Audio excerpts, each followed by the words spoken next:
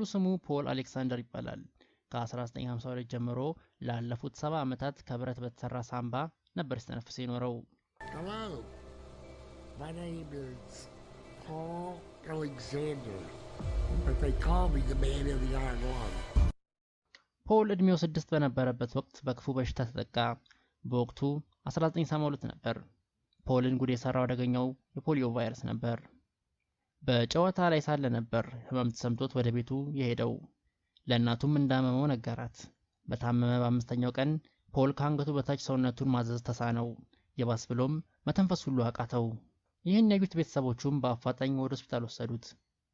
ነገር ግን ሆስፒታል እንደደረሰ ፖልን ያየው ሐኪም ሞቷል ብሎ ለቤተሰቦቹ መርዶውን ነገራቸው። አንድ ዶክተር ግን ቶሎ ብሎ የተዘጋውን የፖልን የአየር ቧንቧ ከፈተው። በመሃሉም የመተንፈሻ ቱቦ ከተተበት።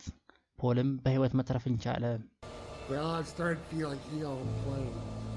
I ran inside to get Mom, and she turned and looked at me, and she said, "Oh my God, not my son." For the next 5 days, I lost everything. The ability to move, my legs would not hold me up, and then I couldn't breathe. ፖል ከአንገቱ በታች ትልቅ በርሜል የሚያክል የብረት ሳምባ ውስጥ ተከተተ። ፖል በፖሊዮ ቫይረስ ምክንያት የሰውነቱ ጡንቻዎች በመጎዳታቸውና ስራ በማቆማቸው ምክንያት ሳምባዎቹ እንቅስቃሴ አድርገው ፖልን በቂ አየር ሊያስተነፍሱት አልቻሉም።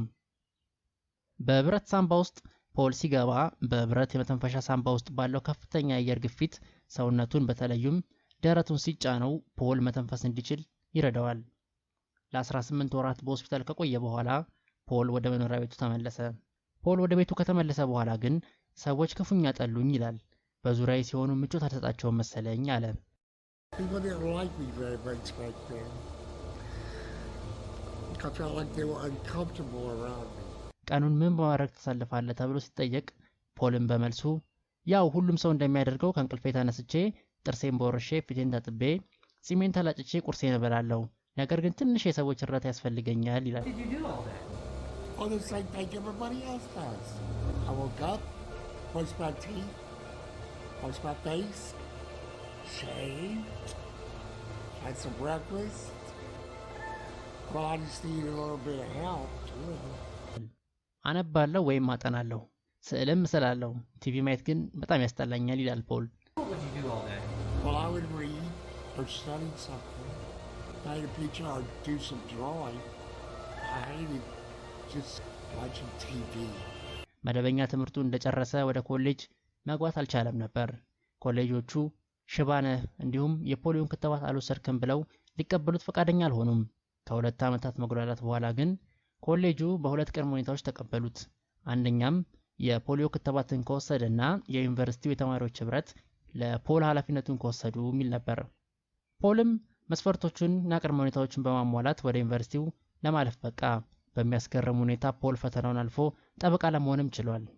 Paul worked hard to graduate with honors from high school, but I did not get into college. They said that I was too crippled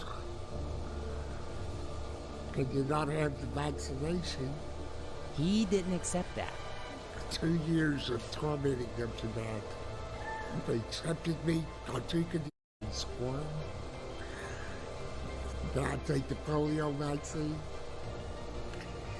and 2, that a fraternity would be responsible for me. Finally, something good happened. I wanted to be a lawyer for a long time. After years of hard work, Paul passed the bar and became a lawyer. And I was a pretty damn good one too. ፖል መጽሐፍም ጽፏል ሰዎችን ለማነቃቃት። ይህ የኔ ታሪክ ለሰዎች ምሳሌ የሚሆን ነው። የኋላ ታሪክህ ወይም የአካል ጉዳትህ ወደፊት መሆን ከምትፈልገው ነገር አያግዱህም ይላል ፖል። This story is an example of why your past or even disability does not have to define you.